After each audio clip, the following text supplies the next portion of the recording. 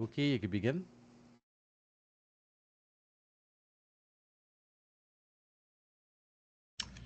All right, is everyone hearing me? Hello, everyone hearing me? So far we're hearing you. Okay, great. So, good afternoon, everyone. I am Ariel Pollard, and joining me today is my partner Priya Sirkusun. We will be presenting chapter 4 of our Exploring Leadership textbook, and the title of said chapter is Understanding Yourself. But before we begin, if someone were to ask you, who are you as an individual? What makes you who you are today? Will you be able to give an answer? Well, as Priya and I go through the contents of this chapter, we'd like for you all to consider these two questions. We'd like for you to ask yourselves, who am I? And what makes me the way I am?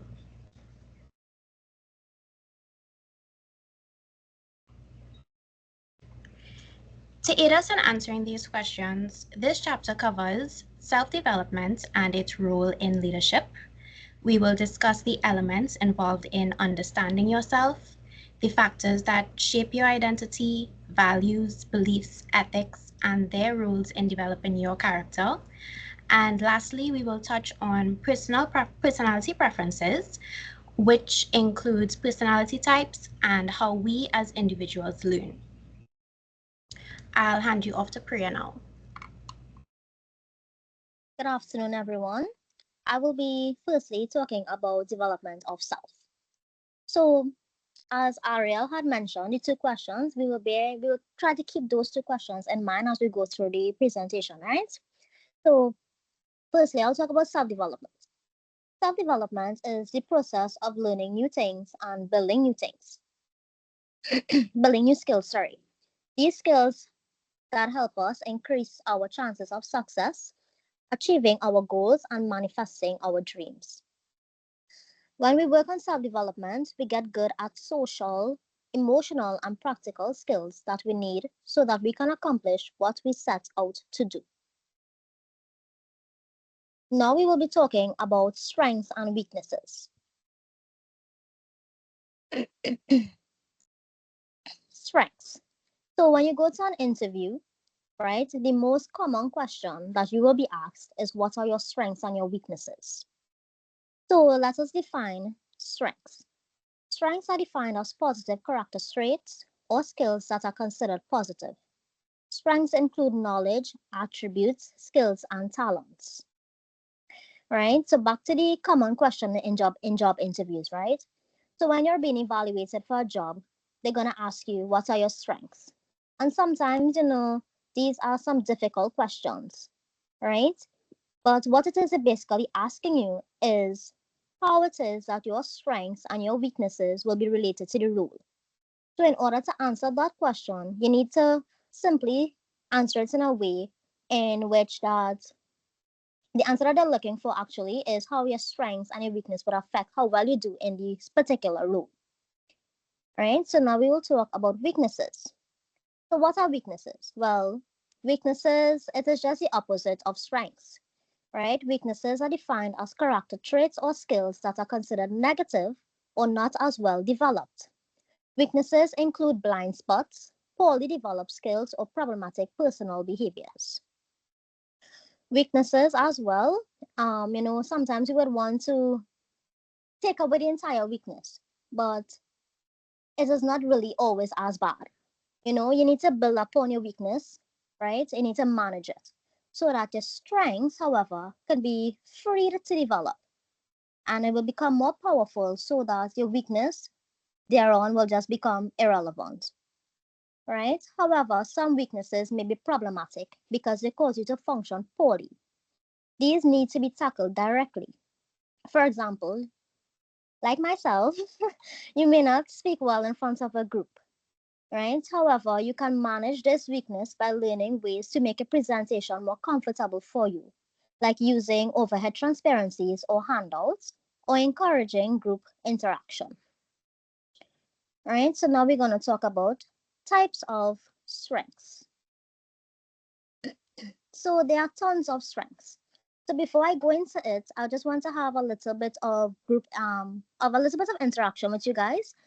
Maybe you all can tell me some of your strengths, what you think are your strengths, like anybody.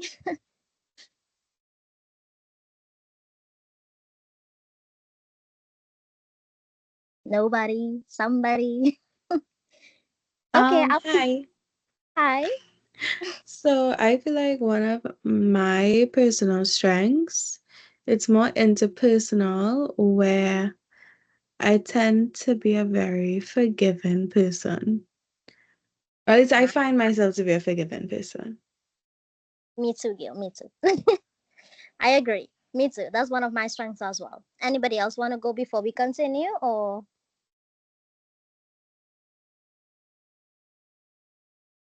no? Okay. So we'll talk about interpersonal strengths firstly, right? So interpersonal strengths, these would include leadership, they would include teamwork, they would include kindness, forgiveness, and fairness. So as Naya said, one of her strengths is forgiveness, right? She is a forgiving person. Sometimes in leadership, right? I think my colleague, Ariel, I think that's one of her strengths as well. She led this entire presentation. And then teamwork, that might be one of mine as well. In terms of, I was able to work in a team, I was able to do it well, right? Then it's kindness and fairness. Well, those are very self explanatory, right? So let's go on to intellectual strengths. These will be love of learning, creativity, curiosity, open mindedness. Love of learning, this is basically, you love to learn new things. This is one of your strengths. You don't have a problem in learning new things. Then you are very creative. You that is not my strength. Being creative, is like there, you could like create an art piece, or you could create a poem from scratch, or write a whole entire story. That is basically your own, right? Then you have being curious and open-mindedness. You are open to anything, not just your opinions, but the opinions of others, right? The third one we'll talk about is emotional strengths. These will include zest, hope, and bravery. Then we have strengths of restraint. We have prudence, we have self-regulation, and we have honesty. Then we have number 5 being theological strengths. This will be your religion, or let's just say your faith. Then you will have gratitude, and then you will have appreciation of beauty. Appreciation of beauty is basically, let's just say, well, you appreciate how plants look, you appreciate how the nature look, things like this. All right, so on to the next slide, we will be talking about identifying your strengths. So as I have mentioned before, when you go to a job interview, in order for you to know your strengths, you need to be able to identify them. So in identifying your strengths, firstly, what you need to do is to listen to yourself when you have done something well, even if nobody else noticed, right? This number 1 and number 2 will go hand in hand. So identifying the satisfaction you feel when you know something you did was excellent, and it gives you a feeling of well-being. So even if nobody noticed that, let's just say you got all grade A's in this course, right? But you know that you got all grade A's. You feel a deep self of satisfaction because you work so hard, right? So that will be a way of identifying your strengths. Thirdly, you know what things you find easy to learn, like let's just say mastering art, talking to strangers, public speaking, things like that, right? Number 4, study your successes for clues of excellence, for glimpses of what can be excellent, or for what things you do very well. Number 5, think of your patterns of excellence. For example, when you were able to sing every word of a song that you like, or when you were able to practice a skill, whether it was baking, playing a sport, public speaking, and you feel it improve each time that you do it. So maybe the first time you hear a song, you like it, you maybe picked up on what the chorus, right? That's what we picked up on first. But then as you continue listening to the song, you keep on singing the song, you started to pick up on, let's just say, the verses, right? So it's like that. So every time that you do it, you feel it improve each time. So now we're going to talk about our types of weaknesses. All right.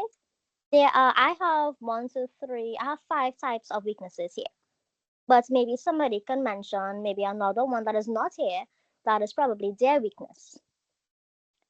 So do you all have any weaknesses that you are aware of? Mine is Well, public. I would say forgiveness is my weakness. Okay, that's okay. No judgment.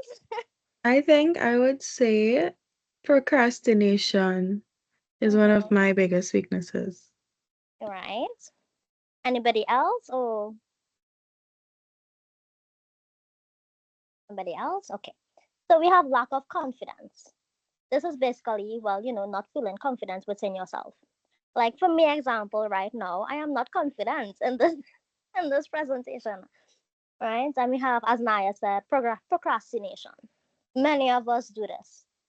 Procrastinating. We will procrastinate. We will say, all right, if the assignment is due on the 25th of February, I will get it done by the 22nd or probably the 20th. But then, let's just say the 24th of February reach and you did not start the assignment. So then what's gonna happen? You're stressed out. You want to rush down the assignment, right?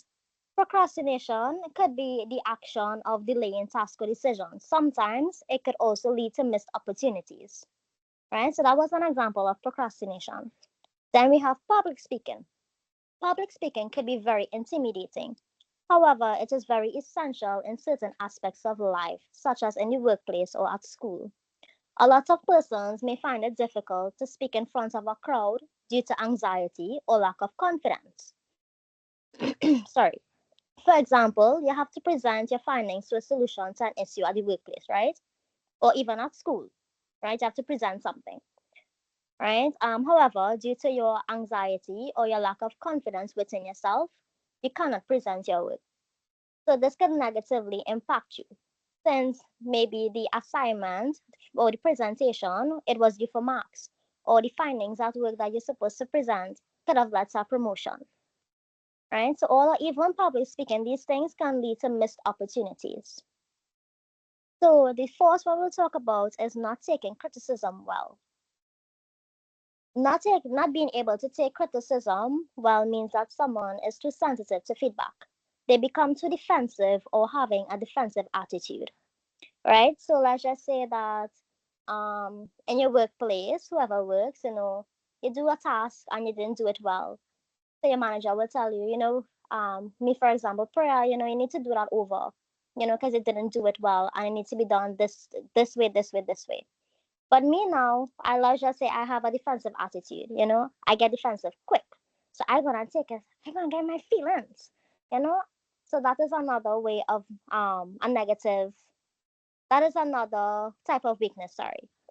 Right? Then we have lack of creativity. In simple terms, it means lack of originality or lacking invention. Now we will be talking about self-development in leadership. So we are talking about self-development within yourself. Now we'll talk about self-development in leadership. So what is self-development? And well, okay, let's talk about self-leadership first. What is self-leadership? Self-leadership is the practice of understanding who you are, identifying your desired experiences, and intentionally guiding yourself towards them. It spans the determination of what we do, why we do it, and how we do it. Self leadership can be learned, right? Are you excellent at leading yourself, or do you prefer to have somebody else take the lead for you?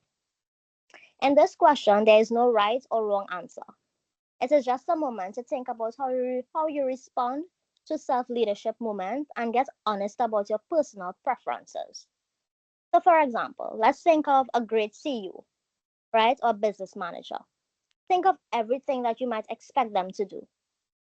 So let's just say, right, they motivate the team or individuals in a pursuit of a shared goal. Self-leadership requires you to do the same for yourself, right? You set your mind to your goals or your objectives that are advantageous and then influence your thinking to stimulate the right actions for success.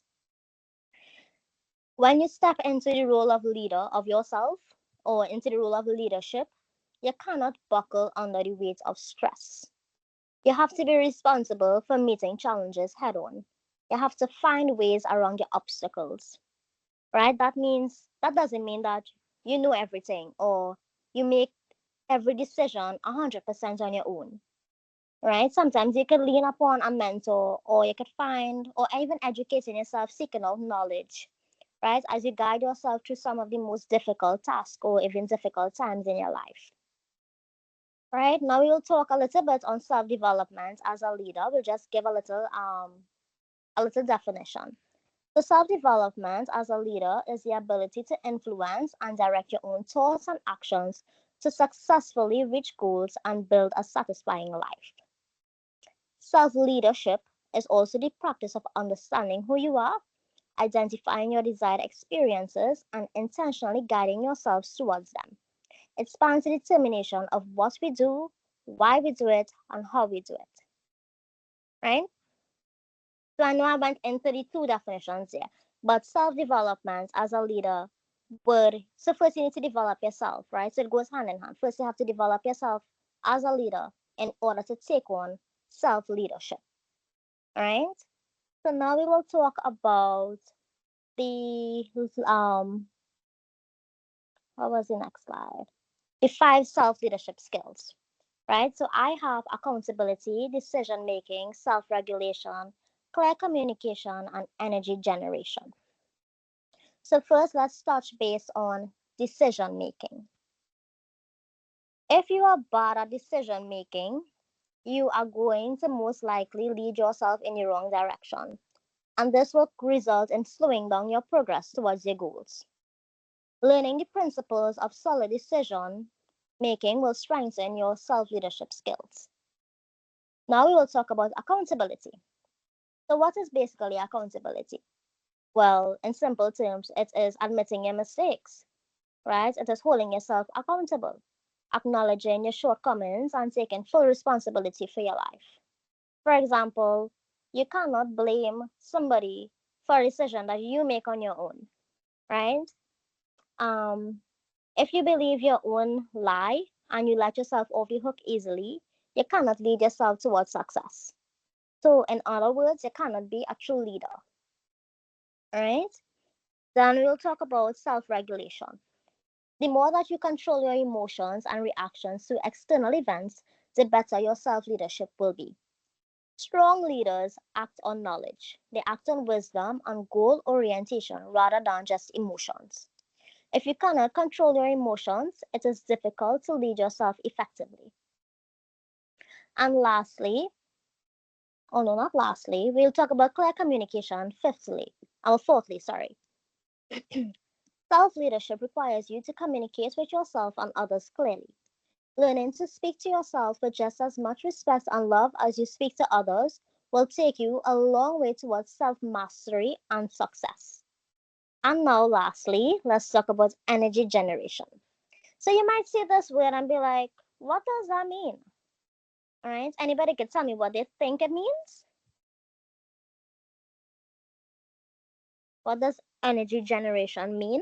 Or what you think it might mean? Is it like the energy you bring as a leader? Yes, it is. Okay. Yes, it is. So it is what most people think of as motivation is simply an abundance of energy pushing in a given direction. Right? Self leadership requires you to generate that energy and then keep it flowing. So basically, it means being positive, having a positive mindset. Right? You cannot be negative all the time, or like, let's just say something happened to you at the start of your morning, and because of your mindset, you carry that out throughout the day. No, a good leader or a true leader will know when to stop thinking of it. They will know, okay, let's push that back, right? Let's push that to the back of our head and have a good energy, a good positive energy to just go through the day. All right, so now I will hand you back over to Ariel, who will continue for the presentation for a little while, right? All right, thanks, Priya. Um, so backtracking to those questions we asked at the beginning, when you analyze the question, what makes me the way I am? There are a few things to consider. Well, Sir would have actually mentioned this in his presentation last week. We look at your nurture versus your nature. An essential element of understanding yourself is becoming aware of the influence of either nature or nurture in your own development. This chapter actually questions how much of your perception, values, temperament, personality, and motives come from the way you were raised, the influence of your surroundings, and your contextual environment. How much of the way you are is inborn or genetic? So, in other words, are your beliefs and values influenced by your work environment, your religion, your home life, or is it from your genes? Another element is self awareness. This is defined as the conscious knowledge of one's own character and feelings. This is your ability to tune into your feelings, your thoughts, and actions, and recognize how other people see you. But regardless of how you came to be the way you are, you can intentionally choose to develop desired traits or skills. You may not have the power to change your genetic attributes, but the things you have learned can be addressed through your self awareness. A line from this chapter says that although you cannot always change the way others view you, because they bring their own biases and attributions, you can at least be authentic as you try to be the person you would like to be. And of course, we are all human, and there will be many similarities in our behaviors that may sometimes cause some individuals to not feel that, I don't know, quote unquote, uniqueness. Some of you might feel constrained or categorized and even stereotyped. But at the end of the day, we as individuals are all unique in our own way. But there is the opposite, however, where some persons may feel too unique. They may not feel like they're included, or like they fit in anywhere. But they may find comfort knowing that there are many predictable, similar reactions within all of us. And a perfect example to explain this is by, well, Sue brought it up last week as well, using the Kubler-Ross grief cycle. So just a little bit about the cycle. This is an outline of the stages an individual may go through, the emotional process of coming to terms with a significant loss. And these stages include denial, anger, bargaining, depression, and acceptance, and not necessarily will each person go through the order of those steps. It all depends on the individual. So if you have dealt with a death in your family or the loss of someone you love, you may find comfort in knowing that there are predictable stages in the grief process for many people, and um, that your personal reactions are very normal, that you're not excluded in how you feel, how you grieve, right? So therefore, by knowing how others respond, by seeing the process they may take in grieving over their loss, this is using the example, you as an individual can assess how their response is similar, not similar, like or unlike your own. So yeah, so that's the example um, summed up right there. I'll now hand you back over to Priya, right? All right. Thank you, Ariel. Now we are going to talk about factors that shape your identity. But firstly, before we get into it, I just want to touch base on the definition of identity.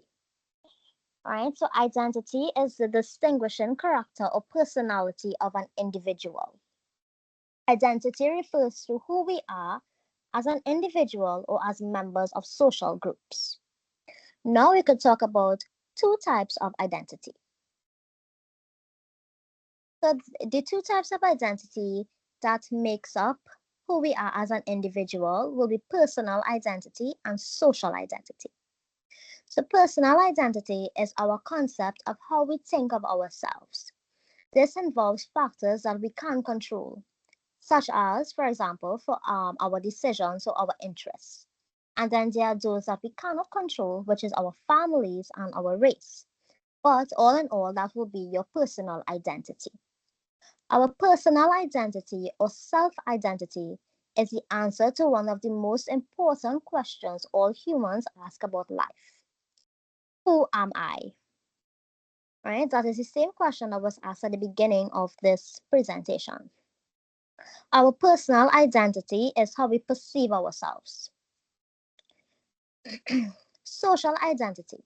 Our social identity is how others perceive us. People may recognize us by our characteristics within our town, school, or even our career. Society will identify each person from these characteristics and then place the individual in a collective group with others that share those characteristics. Social Some social identities might be defined by our marital status, financial, occupational, religious, or behavioral status. The concept of social identity was created as a means to consider the way one conceptualizes the self based on the social groups to which one belongs. Formulated by social psychologists Henry Tajfel and John Turner in the 1970s, the social identity theory describes the conditions under which social identity becomes more important than one's identity as an individual, thereby influencing intergroup behavior.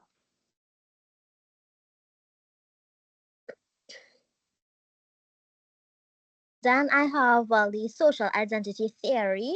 I have that there.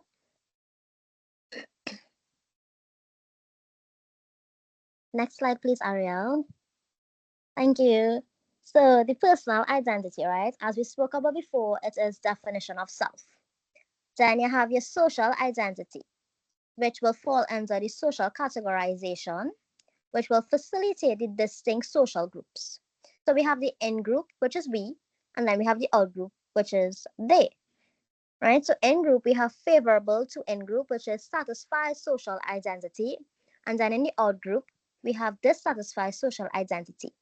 But the in group and out group, these are intergroup comparisons, right?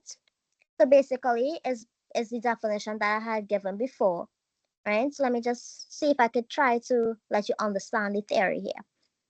So again, using this example we have here and the definition that I have, right? This social identity theory, it was created, right, to consider the ways one conceptualizes the self based on the social groups to which one belongs. Right? So let's use an example, a real life example. Right? We're gonna have somebody who's working in accounts and let's just say a student, right? We will think, we will fall in the as an accountant, we might think of ourselves as falling into high society or however they put it, right? But the out group now, they may consider you to be middle class, right, in society. So this is basically just an example to show the social identity theory, right? And let us talk about some factors now that will shape your identity. So we would have our age, we have babies, we have adolescents, we have adults, well, teenagers, adults, and the elderly, right? So however you age, whatever your age is, that will shape your identity. You will fall into a certain category, right? Then we have ethnic, sorry, right? So depending on your ethnic, right, that is another way of shaping your identity, right? Your race, and whatever your race may be. If you're East Indian, right? In Trinidad, we have the Trini Afro, and then we have the Trini Indians, right? Hopefully, I used that correctly. Forgive me if I didn't. Right? Then we have cultural background, right? We have different religions as well, and then we have sexual orientation. So we have male, female, and the different religions we would have is Christianity, Hinduism, Muslims. These are Islam. These will be the three main ones, right? So I believe that cultural background and religion may go hand in hand, right? But all of these here that I have is factors that will shape your identity as an individual, right? So that is for me for now. I would hand you back on to Ariel, who will continue. Okay, thanks, Priya. Um, all right, next we'll talk about values, belief, ethics, and character, right? So first, to give some context, we will define belief as the trust, faith, or confidence in someone or something.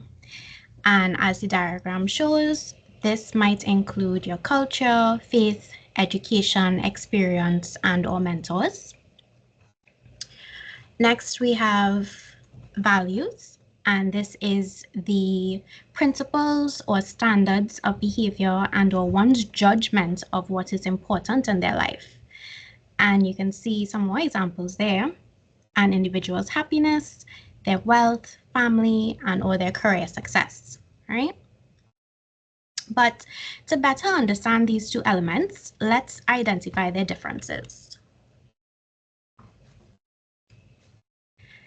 So beliefs, they don't need proof, right? They are assumptions we make about others and ourselves. Beliefs grow from what we experience and think about, and they affect our morals. Values, on the other hand, well, they stem from our beliefs.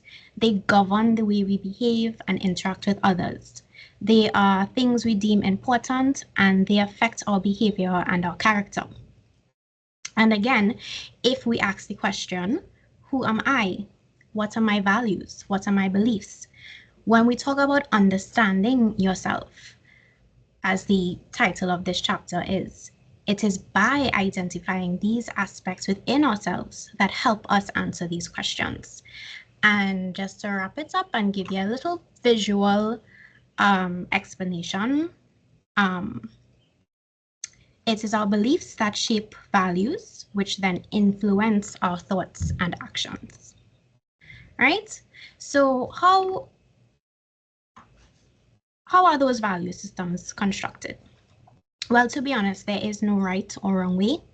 It is really about preference. It is about the individual, right? So you as an individual may prefer to be logical, scientific, emotional, concrete, or you may simply prefer to use your intuition, right? So stressing that point there, it is all about the individual. Now we move on to ethics and character. And again, with some quick definitions, right? So we could all understand fully. Ethics is the moral principles that govern a person's behavior, right? While character is the mental and moral qualities distinctive to an individual. So really and truly,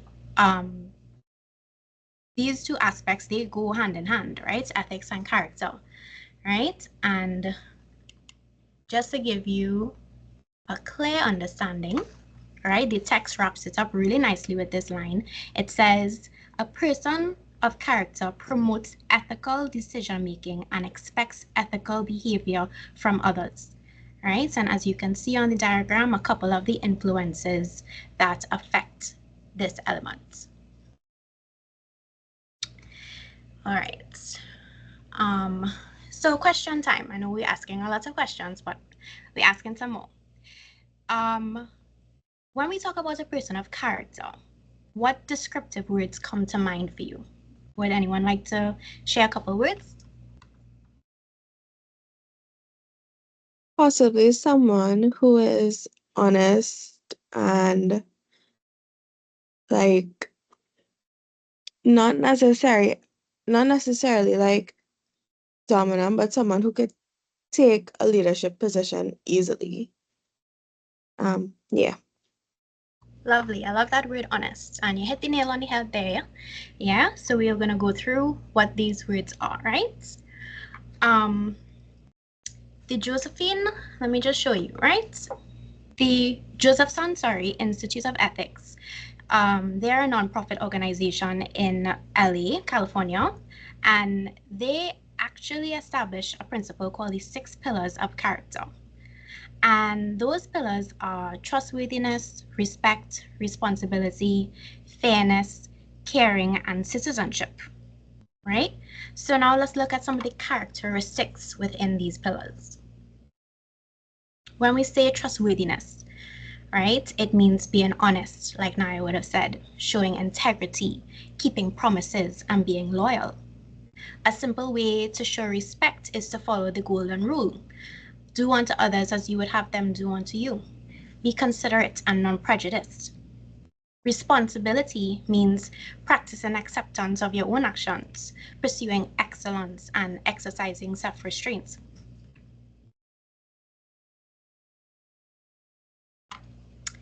Fairness means you're open-minded. You're not quick to judge. You are fair and impartial. Then we have caring. This means showing empathy and kindness and compassion, right? And lastly, citizenship. Are you contributing to your community, being a good neighbor, volunteering, abiding by laws and rules, right? So that covers it for character and ethics. And again, just to wrap up for your understanding, values and beliefs are what lead to your ethical behaviors and build your character, right? So it's all in alignment. Next, we move on to the last section of our presentation, where we talk about personal style preferences, right? The two we will be discussing are physiological types and learning approaches. So again, the text perfectly explains the importance of understanding your personality preferences, as it helps explain how you function in the world and how you are perceived by others, right? Priya would have mentioned this before, right? And a perfect example as well that we continuing with is that Carl Jung, right, a Swiss psychologist, psychiatrist, and psychotherapist, right, he identified 4 core functions of human adaptation, right? And those 4 functions include how we relate to the world, how we perceive the world, make judgments, how we make decisions, right? And additionally, within those 4 functions, 4 pairs of opposing adaptive orientations were identified, right? And I'm sure some of these words are going to be very familiar to you, right? Because we're always throwing out the word, some of these words, right? To describe ourselves, right? And these personality types were identified as extrovert E, introvert I, sensing S, intuition N, thinking T, feeling F, and judging J, and perceiving P, right? And to give you a visual understanding of how these functions and personality types are linked and broken down with each other, right? How we relate to the world, right? Our external behavior, right? This tells us if we are introverted or extroverted, right? Then we have how we perceive the world, our internal processes, right? This identifies whether we are sensing or intuition personalities. Our internal state, or how we make judgments. This distinguishes if we are thinking or feeling personalities. And lastly, right, how we make decisions, right? This determines if we are personality type judging or personality type perceiving. So what exactly does each personality type entail, right? Extroverts, when we hear this word, they automatically think, oh, an outgoing person, right? Whereas introverts, shy, quiet, timid, right? But extroverts are not just sociable, right? They literally are energized by people around them. They do their best thinking by conversing with those around them. But introverts, on the other hand, while they may do well in social environments, right? High interactive settings, it leaves them drained rather than energized. So it's not necessarily that they're shy, it's just that, they may do fine in the social setting, but Unlike an extrovert, they are drained from interacting, right? Moving on to the second core function. Sensing people may rely on their five senses. They are practical and realistic, and they prefer concrete facts and details. Intuitives, however, right, they focus on the big picture, right? They value innovation and solve problems through creative solutions. In third core function, thinkers use logic, rationality, critical thinking, and analysis, right? They think with their head rather than their heart. They value honesty, fairness, and consistency. Feeling type people, however, well, they tend to make decisions based on their own personal values, right? And they especially take consideration of how others will be affected by their actions, right? Even more especially their personal relationships, their personal friendships, right? And lastly, within the fourth core function, judges tend to be organized and prepared. They make decisions to create order, specifically seeking closure, right? They appreciate step-by-step processes, right? Sticking to plans that have clear beginnings, deadlines, and endings. They are comfortable following most rules as well, right? Perceiving type people, on the other hand, well, they are more flexible, they're free going, right? They're known to go with the flow and are comfortable with leaving matters unresolved. And again, with another diagram, right? To wrap up this section, here we see the full picture, right? It is your beliefs that shape your values and influence your thoughts, ethical behavior, and build your character, right? And now I'm going to hand you back over to Priya to continue. So now we'll be talking about approaches to learning. So before I get into it, I just want to say that the personality type that Ariel just mentioned and approaches to learning will go hand in hand.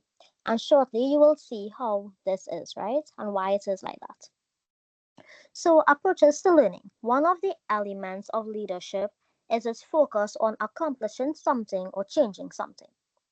How individuals understand the need for change and how effectively individuals and groups can adapt to change is a learning process. As human beings, we go through a continual process of adaptation to changing conditions, whether those conditions are imposed or induced. Right? So, as individuals, as humans, throughout our entire life, we are going to change, right? We are going to go through changes, whether it be personality, whether it be our likes, our dislikes, whether it be as as our as individuals within ourselves. Some of us we change for betterment, and then well, unfortunately, some people end up changing or going on into the wrong path in life, right? So let's just touch base on some types of learners. So we all learn differently, right? And as I had mentioned before I begin, was that our personality type could influence the way that we learn, right? So we have what I have on the screen here is extroverts and introverts, right? So you may wonder how me as an extrovert or how me as an introvert going to influence the way that I learn. So, if you are an extrovert, you may be more interested in learning within groups. You may like group projects or group presentation or oral presentations, right? Extroverts may lead towards group discussion and reading aloud as it will help them to process their thoughts. This will be a better learning strategy for extroverts. Whereas an introvert, well, they are the quite opposite learner. An introvert An introverted learner will learn better through written assignments as they have to think as they have time to think thoroughly. This type of learner will find that they carry a better conversation in their head rather than speaking out loud. So as I read that part, as I said that part, carrying a better conversation in their head, you may now think that okay, introverts are crazy people. Well, no, they're not. They're not, guys. They're not. So let me explain how. So, as an introvert, right, they would have, as they read aloud, as they speak during the oral presentation, their way of thinking, their charm, their thought process as they talk, they will be quick at it. They will be quick to come up with something else. They will be quick to talk about the next point. Whereas an introvert, they need to write it out in order to learn. They will have to write it down instead of speaking it out loud, right? So I am sure many of us here, probably as I have explained it, I am sure that many of you can relate to that, right? I'm not gonna ask, but as within yourself, you could probably, say, all right, yeah, she did make some sense there. So let us go on to the next two types of learners, which will be sensing learner or intuitive learner, right? So a sensing learner, if you're a sensing learner, you will prefer details and facts and might prefer inductive thinking. So I know that the word inductive thinking may be foreign to a lot of us, but eventually I will go into what it means and and then you will see the sensing learner and how it would go hand in hand, right? So a sensing learner value the history and background of an issue to establish the context to learn about it. Whereas an intuitive learner, they like the big picture and they do not retain small details well. An intuitive learner may be quick to jump to conclusions with little information. They like possibility thinking. And they cast a wide net to gather a great deal of information from diverse sources. The sensing or intuition preference may relate to a preference for either deductive or inductive ways of thinking. So remember I said that a sensing learner, right, they might prefer inductive thinking, right? So now let us go and I will explain to you inductive and deductive when it comes to sensing learner and intuitive learner, right? So being deductive, sorry, means that you like to see the big picture and you like to know what the final outcome is likely to be, right? Or what it is as a whole. And you will be comfortable looking at parts and pieces, right? So, for example, let's just say we're going to use forest and trees, right? So, in the forest, there are trees, but being a deductive thinker, right? I'm a learner, sorry. Remember, I said you like to see the big picture. So, before you go and you look at the trees, you will take a step back and you will watch the entire forest and you will learn the entire forest. And then now you will go to the little details, which will be the trees. And then you would examine those trees, you will examine the leaves on the trees, whether it have, let's just say, it's plants. You would examine the flowers, the different colors. These will be the small details, right? Whereas an inductive thinker or an inductive learner, sorry, they like to build up to the bigger picture or conclusion by assembling all the parts and evolving the conclusion. So, an inductive learner, right? We're going to use the same trees and forests.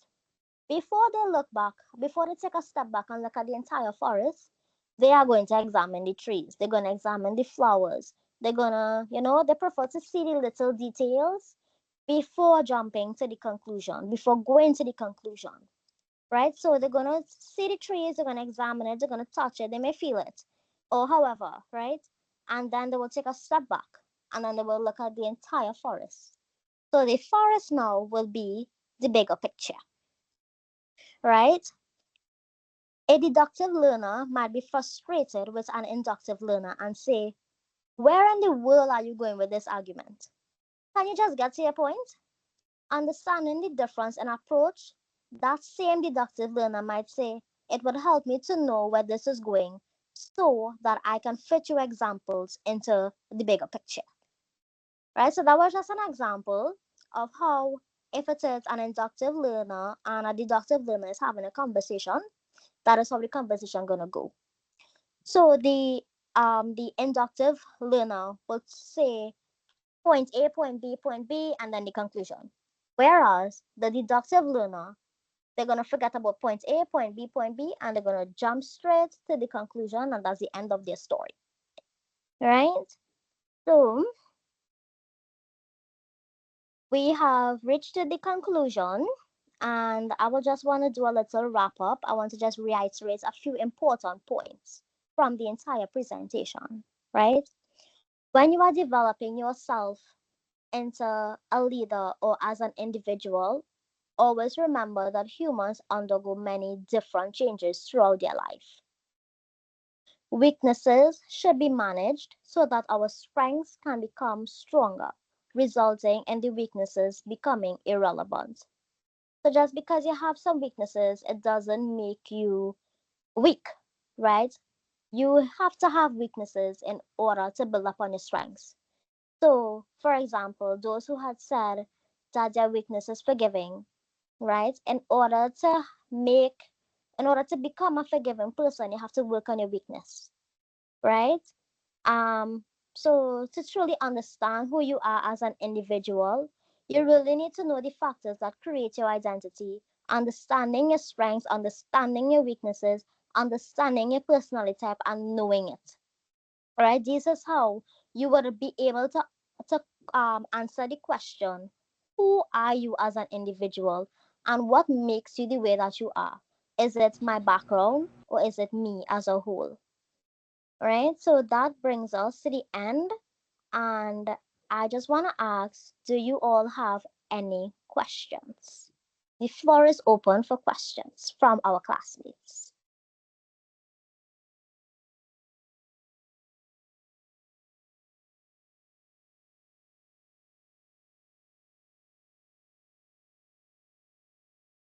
All right, so I guess we have no questions. So that will bring us to the end of it. Ariel, you have anything to add or take away or anything? No, that's about it. Thank you very much for your time, everyone. It was a pleasure presenting to you. Thank you, guys. So we will hand over back to you.